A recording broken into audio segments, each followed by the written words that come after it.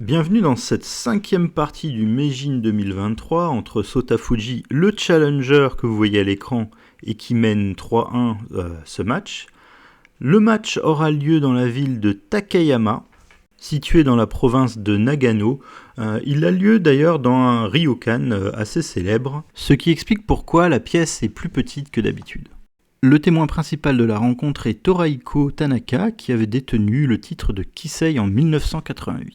Leur dernière partie pour le Meijin a eu lieu donc le 22 mai 2023 et depuis ils ont chacun joué une partie. Alors tout d'abord Sotafuji a gagné contre Tatsuya Sugai et a défendu son titre de Léo. Vous avez pu le suivre sur cette chaîne après plusieurs Senichite. Et Akira Watanabe lui a également joué une partie le 26 mai et a battu Shingo Sawada.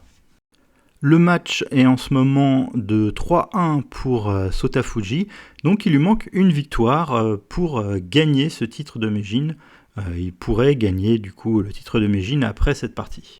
Fuji est âgé de 20 ans, il est pour l'instant co-détenteur du record du plus jeune challenger du Meijin à 20 ans. Le deuxième était en 1960 Ifumi Kato, et s'il gagne, il sera le plus jeune détenteur du titre de Meijin. Le record est pour l'instant détenu par Tanigawa qui en 1983 a gagné le titre à 21 ans en battant justement Ifumi Kato. Selon le classement Elo, alors qu'il n'est pas officiel, je le rappelle, Sotafuji aurait 77% de chances de remporter cette partie. Les deux joueurs sont prêts et tout le public aussi, donc la partie va pouvoir commencer une fois que les deux joueurs se saluent. 渡辺名人の先手番で開始してください。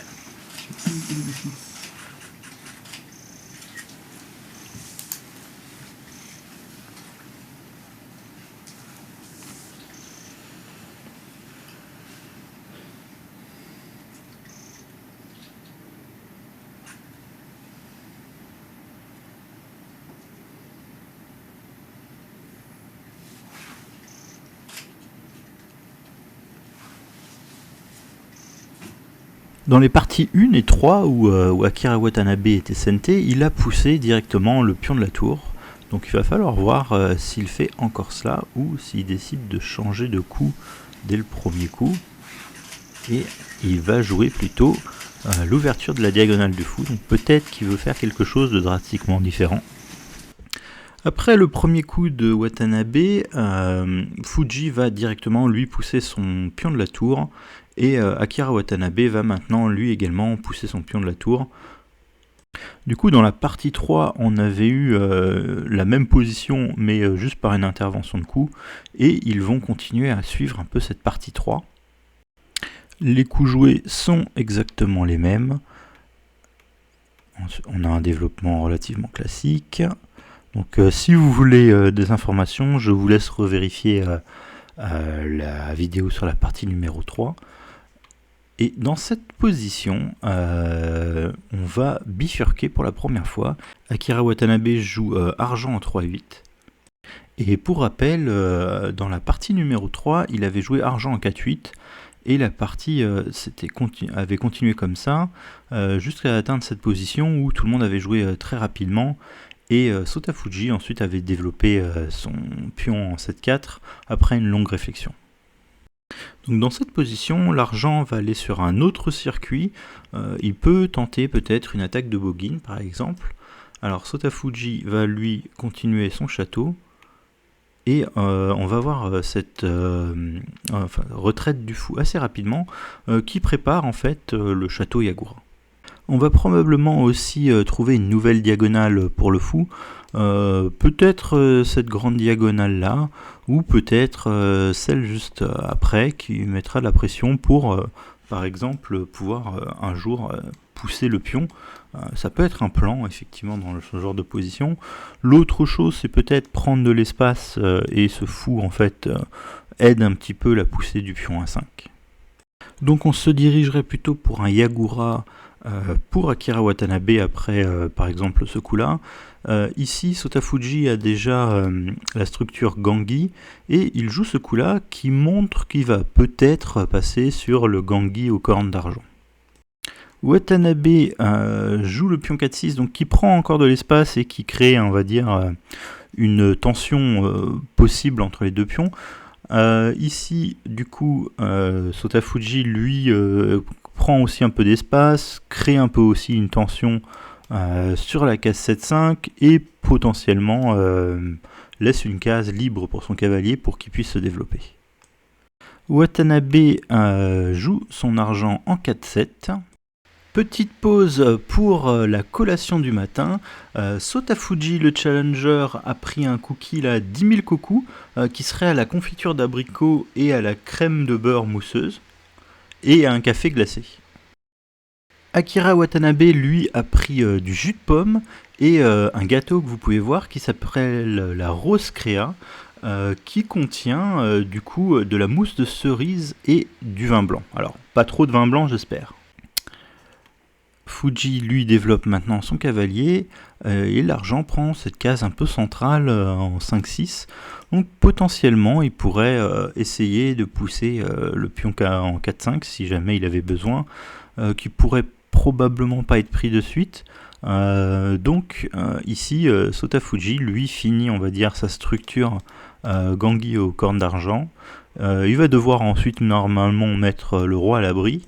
Donc la position pour l'instant commence à se stabiliser, on va bientôt rentrer dans le milieu de jeu. Les joueurs n'ont pas tout à fait commencé leur château.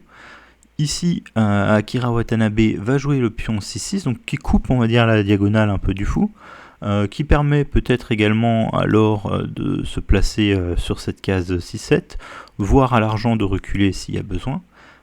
Ici, les deux joueurs vont faire des coups de roi, et on va avoir enfin cette poussée de pions donc, qui permet en fait de finir de prendre de l'espace. Et ces pions, à mon avis, vont jouer un rôle dans la partie, puisque les deux pourraient se pousser. Il y a beaucoup de pièces en fait qui contrôlent ces cases, donc c'est un point de tension qui a l'air assez évident dans la position. Dans cette position, Sotafuji va également prendre un peu le centre avec ce développement de général d'argent. Donc là vraiment, on est vraiment dans une bagarre un peu d'espace. Akira Watanabe, lui, va donc prendre cette case dont on avait parlé, qui pouvait être importante, pour effectivement aussi maîtriser un peu ce pion. Ici, Sotafuji va pousser le pion et Akira Watanabe va lui également pousser le pion. Donc on va dire que dans la guerre d'espace, on arrive à peu près au bout. La position semble relativement égale. Les grandes différences, bon, il y a une différence un peu structurelle du château qui va être assez important. Donc ça va être assez intéressant. Et l'autre chose qui pourrait compter, c'est la position des fous, qui semble assez différente. Je pense, enfin personnellement, j'ai l'impression que le fou de Sente a un peu plus d'options. Il pourrait très bien se remettre quand même sur la case 3-7 et puis un jour pousser et puis essayer d'embêter cette diagonale de la tour. Et il pourrait aussi se mettre sur la case 2-6. Donc c'est une position encore relativement équilibrée, mais qui est assez différente pour les deux. C'est dans cette position que la partie va être interrompue pour la pause déjeuner. Alors Watanabe a joué très vite cette ouverture. Pour tous ses coups, là, 37 coups, il l'a joué en 32 minutes. Et Sotafuji, lui, a mis un peu plus de temps. Il a commencé à prendre un peu plus de temps dès que Watanabe avait varié par rapport à la partie 3. Et il a pris 1h51. Et c'est encore à lui de jouer, donc il y a encore eu un peu de temps qui va être découlé en fait la prochaine fois qu'il jouera son coup. Alors la traduction pour le plat de Sotafuji est absolument pas claire, mais moi j'ai quand même l'impression que ce qu'il a c'est du curry japonais, à droite il aurait du poulet frit et également en haut à droite de la pâte d'haricot. Et puis une salade qui a l'air très bonne. Alors le repas moi me fait vraiment très très envie. Alors encore une fois, si vous avez plus d'infos sur le repas, n'hésitez pas à le poster dans les commentaires. Alors Akira Watanabe, lui, aurait pris un assortiment de sushi et un kake soba, mais alors sans les soba, donc sans les nouilles de sarrasin. Donc j'imagine que ce serait plutôt plus qu'une soupe. Si jamais vous avez des infos sur cette modification du kake soba, je vous invite également à les mettre dans les commentaires. Donc du retour de la pause déjeuner, Sota Fuji va commencer à mettre son roi dans le château. Ici, Akira Watanabe va jouer ce coup cavalier en 7-7. Donc ça montre qu'il va probablement pas mettre son argent, en tout cas sur la case 7-7. Et ça laisse peut-être l'option à Sota Fuji de pousser. Donc ça va me permettre de vous parler un petit peu là des codes couleurs qu'on va commencer à mettre pour la chaîne. Donc, en noir et blanc, vous l'avez déjà vu, mais ça va être des moments d'une partie précédente que les deux joueurs ont joué. Et là, donc, je vais montrer une variante. Si jamais Akira Watanabe, si jamais Sota Fuji avait poussé le pion, Watanabe aurait pris, et ici, Sota Fuji, ça aurait été très risqué pour lui de reprendre, parce que Watanabe aurait pu parachuter le pion derrière et enfermer cette tour. Et admettons sur cavalier prend, argent enferme la tour, et ça donne une position qui est un peu compliquée pour Sota Fuji. Alors certes, il a récupéré un peu de matériel pour la pièce majeure, mais cette tour est quand même très très importante, donc cette position est déjà pas terrible pour Goté. Donc il ne pousse pas le pion et va donc décaler la tour sur la 6ème colonne. Ici, ça va être le moment où Watanabe va prendre sa première grande réflexion qui va durer un peu plus d'une demi-heure, et il va mettre son roi à l'abri. Fuji va descendre la tour jusqu'en 6-1, et Watanabe va avoir un deuxième moment où il va prendre pas mal de temps de réflexion et va mettre son fou sur la case 2-6. Alors le temps utilisé par les deux joueurs, Watanabe a utilisé 2h17 pour atteindre cette position, et Sota Fuji a utilisé 2h51 minutes. On arrive maintenant à la première grande décision de Sota Fuji qui va prendre beaucoup de temps sur ce coup-là. Alors effectivement là les deux rois, on va dire, sont stabilisés dans leur château, enfin en tout cas dans leur défense. Peut-être que Sota Fuji pourrait avoir son roi en 2-2, mais bon ça se met quand même sur la colonne de la tour, donc ce serait pas forcément intéressant. L'espace là est complètement fixé, hein. Tous les pions à chaque fois rencontrent un pion en opposition, absolument partout. Alors il y a juste ici, mais c'est pas des pions qui sont en opposition, c'est deux généraux. Donc c'est une position là qui est vraiment fixée, et Sota Fuji va décider de commencer à attaquer en poussant le pion 6-5. Donc ici en vrai on va pas avoir beaucoup de choix, on va devoir prendre.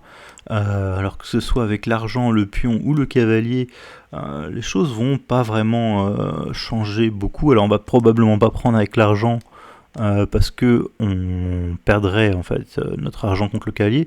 Alors il va commencer par prendre avec le cavalier, ensuite Fuji va rééchanger, on va prendre avec le pion, l'argent va prendre, l'argent prend, et la tour enfin prend.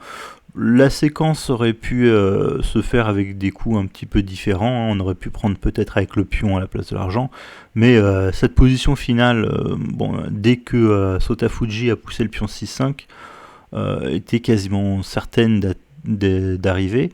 Et ici, Akira Watanabe va parachuter le pion pour que la tour parte. Alors il va falloir regarder si ce pion qui est en prise pourrait être pris. Donc si Fuji prend ce pion, ici on va jouer probablement cavalier 1-7 pour attaquer cette tour. Alors deux solutions, soit Fuji va donner la tour contre le fou, à savoir que cette tour, comme on avait dit, est une pièce assez importante pour attaquer. Et là le fou, effectivement pourrait peut-être faire ce genre de fourchette.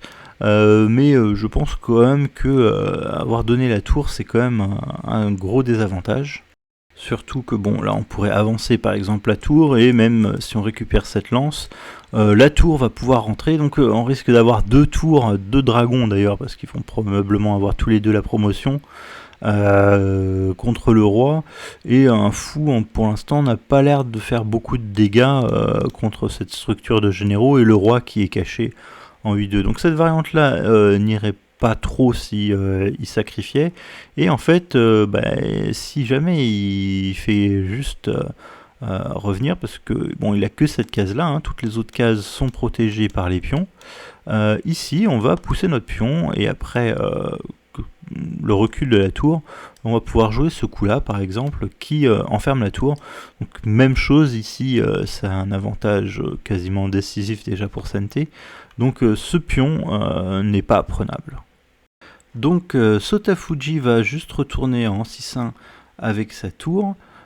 Ici Watanabe va pousser maintenant son pion pour continuer à prendre de l'espace, et Sotafuji va réagir. Donc il y a encore cette guerre d'espace qui a lieu, et on est encore dans une position où il va falloir essayer de trouver une percée.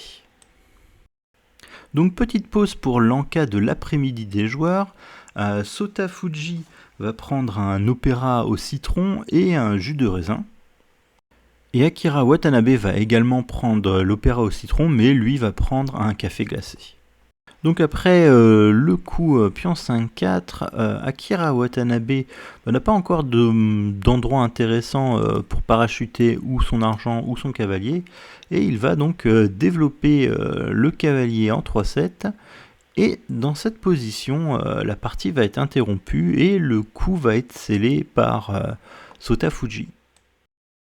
Donc l'arbitre va annoncer la fin de la journée. C'est à Fuji de jouer, donc là il va demander effectivement qu'on lui transmette les deux feuilles de partie dans lesquelles il va noter les coups, puis va les sceller.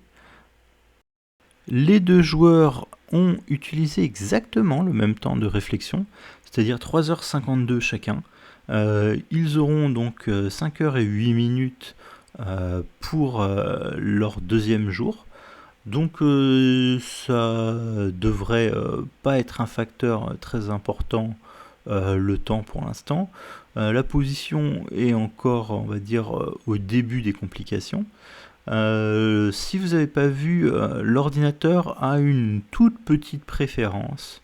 Donc il mettait 55%, enfin il oscillait entre 54 et 55%, pour Akira Watanabe. Donc c'est pas un avantage du tout décisif, hein, ce pourcentage, et la partie va vraiment se jouer demain. Sotafuji revient, donc il va transmettre les deux enveloppes scellées à Akira Watanabe, qui va du coup les signer pour être sûr que personne ne puisse les ouvrir. Il va les redonner à Sotafuji, qui va enfin les remettre aux témoins de la rencontre, et la partie va être interrompue. Donc c'est un moment intéressant pour lequel sceller un coup. C'est très très dur de savoir qu'est-ce que Sotafuji a pu sceller dans cette position. Il y a beaucoup de coups qui sont possibles.